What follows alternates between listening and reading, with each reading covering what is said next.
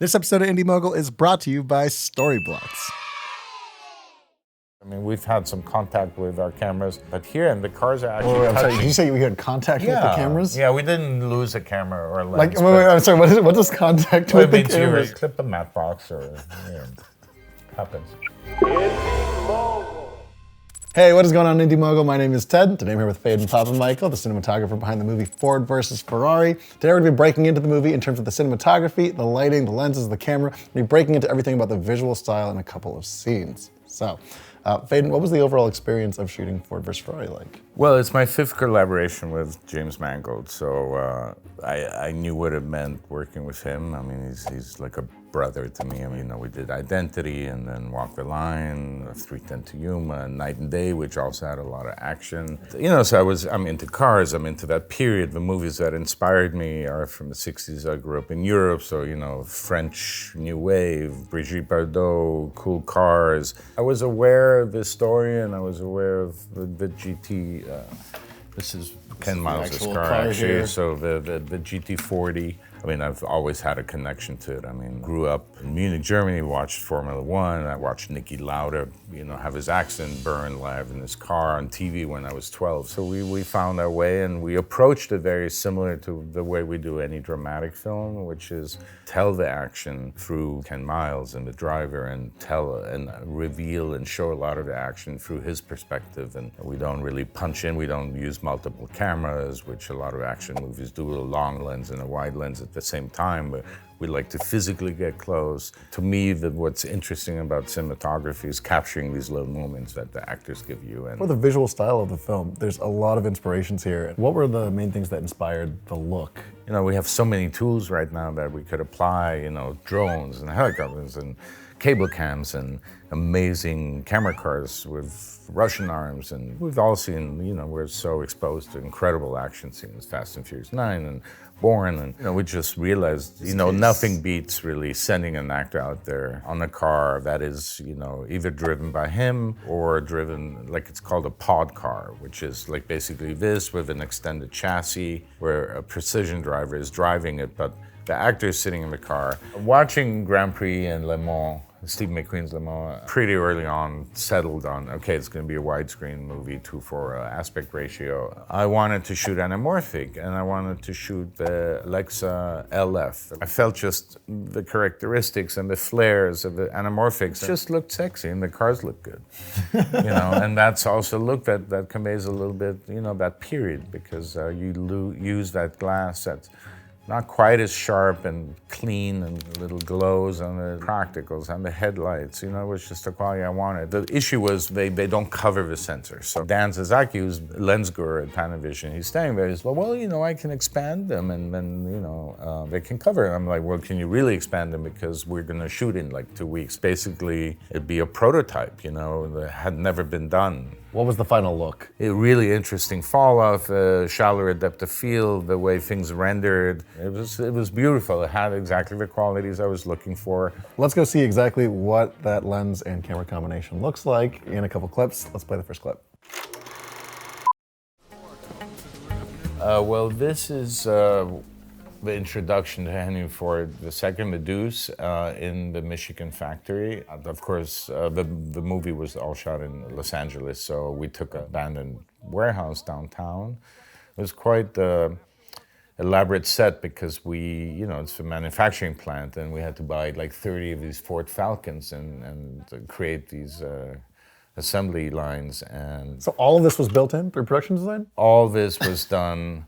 All these lamps, these assembly line, really prepared for this one scene. And the craziest part is that we only had 1 day to shoot the scene. So this was a very, very labor-intensive set. All this here is all completely covered and sealed by LED light panels. So none of that is actually real sunlight coming in. This is that's like a huge box. Okay, let's draw this out. Hold on 1 second. So what does the scene look like? So here you have this big factory, right? Okay. The sun, in reality, this is east, and it starts here, and it's gonna arc during the day here, like creating a big box that's basically a scaffolding. It's completely sealed, but then putting these light mats everywhere here, just a gigantic wall of LEDs. You have consistent ambience, which is streaming through here. You're not dealing with big condors or fly swatters that are blocking the sun. You needed the control of it. So here we left some spaces, so we bring in some beams as you go to some of the other angles, and we did put atmospheres, so you get a little bit of hard light introduced coming through. Very often people tell me, you like natural light, and why do you use so many big, it's like, because we're inspired by what the natural light does, but we, unfortunately, you know, unlike a still photographer that can pick that beautiful moment, I mean, we actually have to maintain this moment. Did you rig all these lights here too? All of that is period practical fixtures that our department provides the fixtures, and then we provide the sources. At the very end of the factory, there's actually a big green screen, so you can extend it, because, you know, we only had 30 cars. It's supposed to look like they're assembling thousands of cars. Okay. Yeah. Let's go to the second scene. Here we go. Ready? All right, next scene. Yeah, so this is the interior Shelby America, which, you know, was shot in an aircraft hangar at Ontario, but in reality, when Shelby got funding from Ford, he moved his little shop in Venice to LAX, to big hangar, and started, you know, developing Ford GT40s. And then they would use the runway at LAX. They waited for the last plane to leave at 1 a.m., let's say, to Tokyo, and then they would go out on the runway and test the cars. So that's actually true. But this is a very interesting shot a lot of people ask me about, because he's listening to the race. When we wanted the effect, it's actually, people go, wow, that's amazing. Who came up with that idea? A guy goes, it's actually scripted. That was in the script. So then we were like, okay, great. Well, okay, it's scripted. So how do we do this? And, you know, we thought of many different ways. I'm like, okay, well, maybe we get these cutouts and we take a very sharp hard light, like an open face, you know. So, you know, we had a little cutout, basically like cut out little cars, and like, I mean, you know, 4 or 6 feet long, and, you know, and then we were gonna do it like that, but it's just having a light on a dolly and moving it across. Are this is cardboard? Is this? Yeah, like literally like a 4x8 cardboard, and cut out the cars, and like. That's what that is? It's actually No, just that's cardboard? not what it is. I go like that, I don't know. That's You tried it. Kinda, yeah. So, but here, in reality, was a big car trailer parked. And I'm like, let's just see, what if we just use this actual car trailer? Wait, is with this the cars? on location on the day of? Yeah, or is yeah. this planning beforehand? No, I mean, that happened to be there. And we got a, you know, extra slack of cable, and I had like 4 or 5 guys actually mount this, and then literally just physically pull it, like run with it. And we did it with real cars in a real hangar. And I go, oh, that looks great. You know, so these are I mean, if totally you saw us doing it, it would look like this. Doesn't really look like they know what they're doing. You know, it's like, okay. Tell me about the lighting in this space. I used a lot of these practicals, fluorescent tubes. Then this light that you're seeing over here with the round light, that's a period light fixture. I ended up using those. We call them the double-headed monster. I use them everywhere. So that's what I use to motivate their key light. So I'm doing some color separation too. So I'm playing the sources that are hitting them warmer, and I'm playing these sort of work light fluorescent banks bluer. I mean, here you see, again, that work light just right down the middle, because I'm also trying to put sources in the shot, and as I'm dolling and moving, you see that the flares, it keeps the image more alive, and it creates these wonderful optical effects. You know, it's a classic, old school Hollywood filmmaking. You know, we didn't try to get too fancy with it. You really don't want to overpower with visuals, I mean. Now, real quick, I want to remind everybody about our wonderful friends over at Storyblocks, which is the most reliable source of footage for people doing backflips.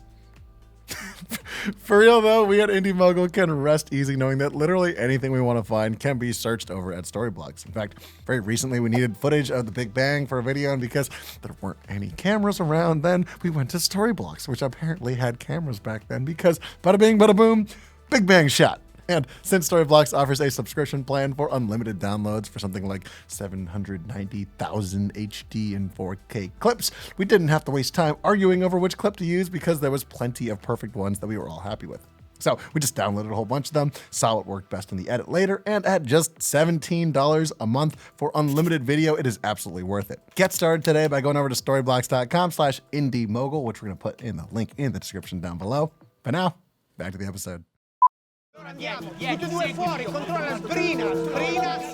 right, well, here you see our pits. So this, where the cars are driving on, is actually a little airstrip. So all these pits were built. It's an actual set where the cars pull over, all the mechanics are working, all the people above. That's all real, it's all built. It's probably, 300 yards long. Everything you see left-hand the frame, when we shot it, you have the wall, the barrier wall with the advertising, maybe one row of people just along the wall, and behind them is a green screen. So here you have our big raceway. Over here is big, pettibones with blue screen panels. This is all blue screen here. And then at the end you have blue screens too, but enough so the cars can drive out, because the runway actually keeps going for quite a bit. The problem, because of the orientation of the runway, is that the sun comes up here and then goes here, and then so in the morning it'd be all shadowed where we're shooting. So, but I would take advantage of that. I would do all the dusk scenes that were required,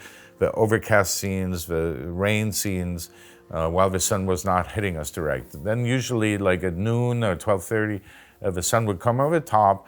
We'd try to break for lunch in the worst part of the day, and then come back from lunch when the sun was here and here and here and here and setting. That's why you have all these beautiful day scenes for the end, and the where people are like, wow, you shot everything in golden hour. It's like, yeah, because we'd come back from lunch and we'd lose light really fast, and it was setting pretty quick. Have, condors here, condor here, condor here. In each basket, 2 airy sky panels, which were 360s, the biggest ones. They're not a hard light, but they give you a lot of this ambience. And then, in addition, I would use 2 movers, basically like you have on a rock and roll stage. Theater lights. Yeah. These are stage lights. But they're remote control, you can adjust them, and then with those, I could pick off specific things, like spot that mover in, highlight a certain area, like that kind of, create pools of light. Here, for example, you see, there's this ambience, which also needs to light the rain and create a glow on the rain.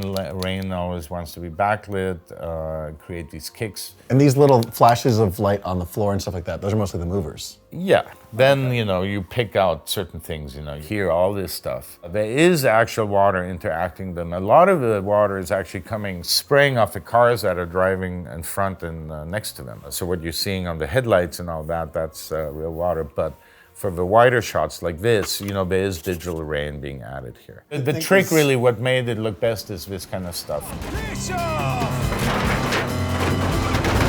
Yes, this stuff. When you're on the ground, tracking with them, you're in a camera car, which stuff looks the most dynamic and the best when you're really close to the cars, really low, on wide. When you're panning a car in a long lens, it just doesn't look fast. There's situations where the tracking less than a foot, inches. We've had some contact with our cameras, but here, and the cars are actually touching. Sorry, did you say we had contact with the cameras? Yeah, we didn't lose a camera or a lens. I'm sorry, what does contact with the cameras mean? You're getting, clip a matte box or, happens. Now these close-ups, like the extreme close-ups, a lot of them are also done just with hard mounts. And we would also just have them being driven around in this pod car, and that's why you're getting, a lot of the real interactive light. You get all the light moving across his face, and the vibration that you see is also something that's happening for real. It's these cars are really shaking. Tell me about the camera cars, if it's possible to kind of draw out what some of these rigs look like. The pod cars, like you have this where the driver who's controlling is sitting up here, but then you have these hostess trays where, you're getting profiles, you have hood mounts or suction cups here that are putting your camera here, like shooting forward. We have our camera car, which is, everything is here. It's like pipe rigs, and you can put little cameras low in the back. We called it the Frankenstein car, but it's much more controllable than something with an arm, and the arm could swing and all that. So you can actually have this car, like that shot we see, where 2 cars are like almost touching. It allows the precision drivers really to cut it close and really have these cars come up inches away. We have many shots where the cameras are mounted in the front, and then a race car will just cut in super close and end up like in front of it with the taillights like just coming in and flaring his lenses,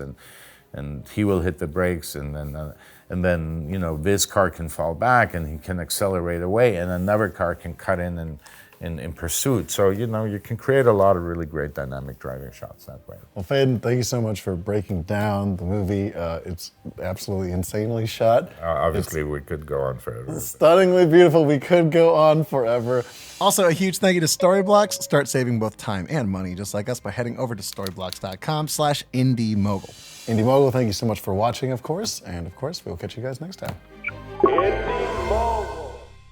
Not a single camera was lost? No. What about people? Nobody. Okay, all right.